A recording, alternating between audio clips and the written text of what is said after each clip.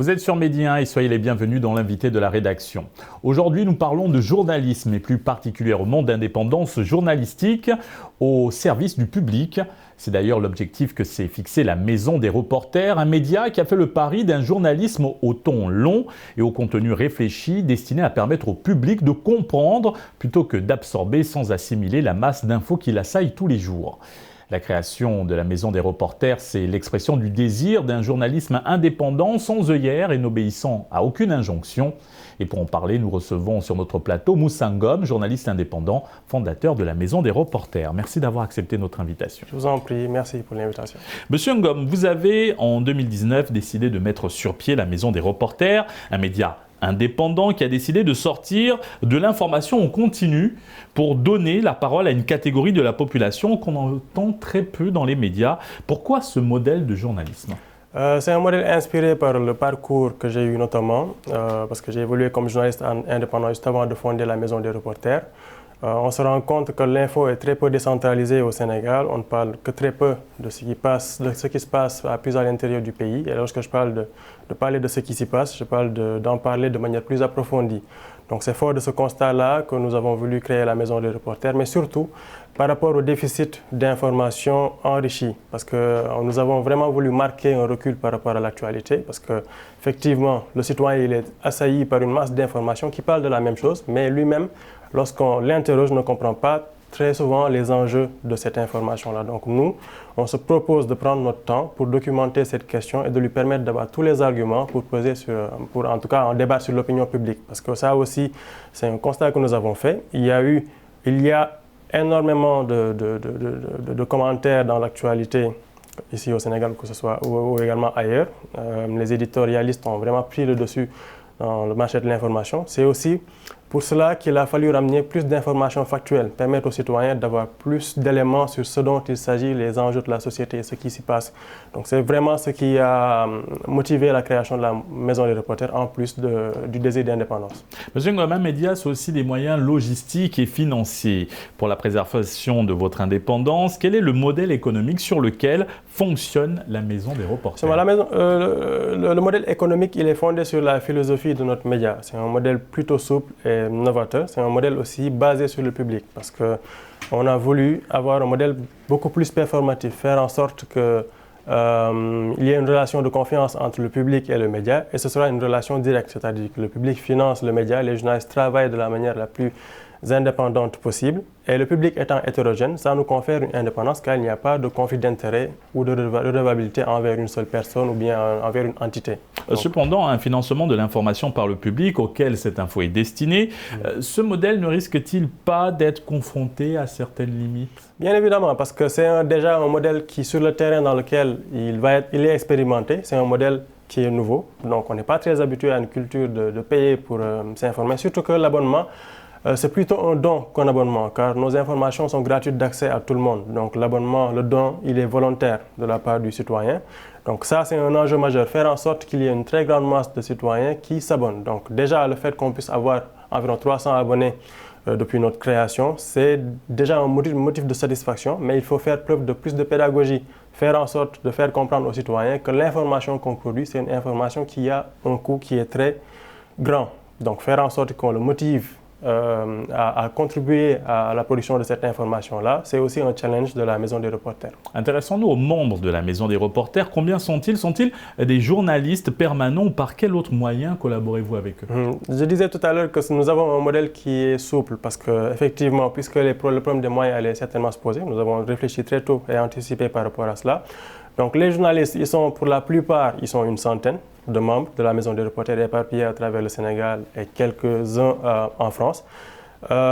Ils collaborent avec la Maison des Reporters de manière ponctuelle, c'est-à-dire que lorsqu'ils ont un sujet d'enquête ou de reportage qu'ils veulent réaliser, ils s'ouvrent à la Maison des Reporters pour lui proposer ce sujet-là. Et nous, on l'accompagne de manière financière et par un encadrement, parce que très souvent pour certains, c'est le premier grand format qu'ils réalisent. Il y a aussi la possibilité, puisque nous avons une base de données de reporters, à chaque fois que nous voulons travailler sur un thème, d'ailleurs c'est le cas par exemple du magazine des reporters, chaque fois que nous voulons travailler sur un thème, nous en ouvrons à cette base de données pour savoir est-ce qu'il y en a qui sont intéressés par une telle enquête ou bien est-ce qu'il y en a qui peuvent collaborer sur une enquête parce qu'une enquête peut intéresser une région, Dakar et Kédougou par exemple, et puisque nous avons des éléments dans ces deux régions-là, nous pouvons les mettre en rapport afin qu'ils puissent travailler ensemble.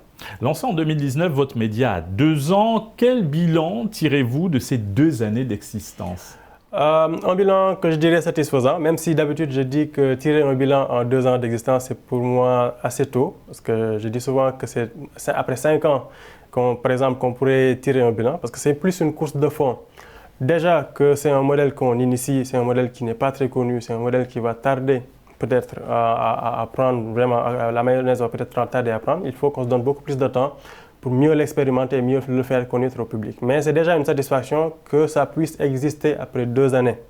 Donc, parce que beaucoup ne donnaient pas trop cher de notre peau, parce qu'effectivement, les difficultés économiques que vivaient certains médias, vouloir miser sur un potentiel qui n'était pas assez prouvé, c'était à l'époque un challenge très important. Mais je pense qu'on s'en sort pour le moment. Et on va faire en sorte de beaucoup plus consolider le projet au fur et à mesure qu'on avance. Et dès la naissance de votre média, vous avez dû faire face à la pandémie de coronavirus. Quel impact a eu cette pandémie sur vos activités? Ça a eu un impact plutôt important, parce que je disais tout à l'heure que nous, la majeure partie de ce que nous réalisons se fait à l'intérieur du Sénégal. Donc lorsque le Covid est apparu et qu'il y a eu des restrictions, surtout les restrictions de voyage, ça a beaucoup impacté sur nos activités, parce qu'il a fallu qu'on marque un temps d'arrêt, et ce temps d'arrêt, il a fini par être long. Ça s'est passé sur plusieurs mois. Il y a eu des restrictions, des ouvertures, puis finalement une restriction beaucoup plus longue. Ça a beaucoup impacté sur nos activités et sur les productions que nous réalisions. Ensuite, puisque c'était une période assez difficile en termes économiques, ça a aussi pesé par rapport au potentiel d'abonnement qu'on pouvait avoir.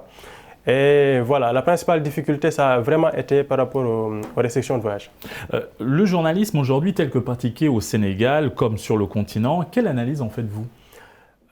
C'est un modèle qui devrait être beaucoup plus repensé, faire en sorte, on parlait beaucoup de censure par les États, c'est toujours d'actualité pour les médias par exemple qui sont publics, mais il y a une censure aussi qui guette ou bien qui est déjà aux prises avec les médias actuels, les médias privés, c'est la censure de la publicité, puisque ce sont des médias qui dépendent beaucoup de la publicité. Il y a une forme d'autocensure qui veut finir par s'installer et la question aussi de la propriété des médias avec des tenanciers qui n'ont pas les mêmes intérêts d'information que peut avoir un média dans l'idéal. Donc ça, c'est déjà un défi pour les médias qu'il y a en Afrique. Il y a aussi le défi des fausses informations, parce que très souvent, on parle de fact-checking a posteriori. Il faudra beaucoup plus que les médias soient dans une démarche de vérification a priori de l'information et faire en sorte que pour ce qui les informations qui affluent d'ailleurs que des médias, qu'on puisse se positionner comme des vérificateurs, parce que le public a aussi besoin de savoir, parmi toutes ces informations qu'il reçoit, quelles sont les bonnes parmi les autres. Et il faut aussi donc voilà une information de meilleure qualité. Maintenant, face à Internet, le développement des réseaux sociaux et la floraison de journaux en ligne, quels sont les autres défis à relever par la presse? Les autres défis, c'est aussi l'adaptation au numérique. Ce sont les technologies présentes et les outils que cela nous offre qu'il faut beaucoup plus utiliser. On a beaucoup de données qui circulent tous les jours. On a le data journalisme qui permet de mieux les exploiter. On peut beaucoup plus s'investir dans ce créneau-là et faire en sorte de plus simplifier l'information. Parce qu'au fur et à mesure qu'on avance, l'information devient de plus en plus technique. Elle devient de plus en plus technique. Pour les journalistes, elle devient de plus en plus technique. Pour le public. Pour les journalistes, il serait intéressant que les médias mettent en place des pôles de spécialisation, puisque c'est assez difficile de toucher à tout et de pouvoir travailler au quotidien, surtout pour ceux qui sont dans l'actualité en continu. Il faut aussi simplifier beaucoup plus, faire preuve de beaucoup plus de pédagogie dans comment est-ce qu'on exploite l'information et comment on la rend, parce que la vocation première de l'information, c'est surtout par rapport aux citoyens qui la reçoivent. Il faut bien qu'elle soit comprise. Donc il faut également que nous investissions beaucoup plus dans les manières de mieux porter au public toutes les informations qu'on collecte. Monsieur Ngom, l'année dernière, vous avez remporté la seconde place du prix francophone de l'innovation. La Maison des reporters a aussi remporté divers autres prix dans le domaine de la presse en ligne, du fact-checking, du meilleur reportage, et j'en passe. Est-ce à dire que le journalisme à ton long est une solution pour un journalisme de qualité?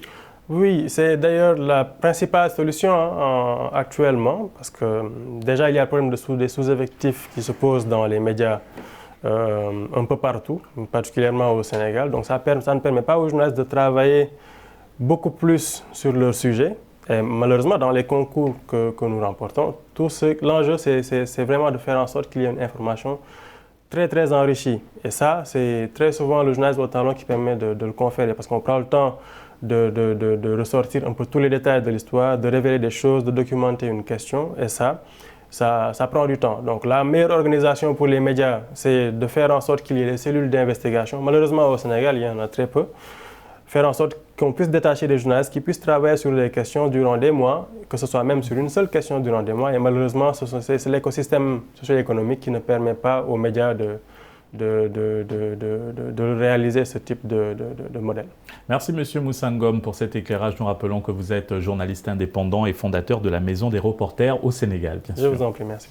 Et merci à vous d'avoir suivi cette émission. Bonne suite des programmes sur Média 1.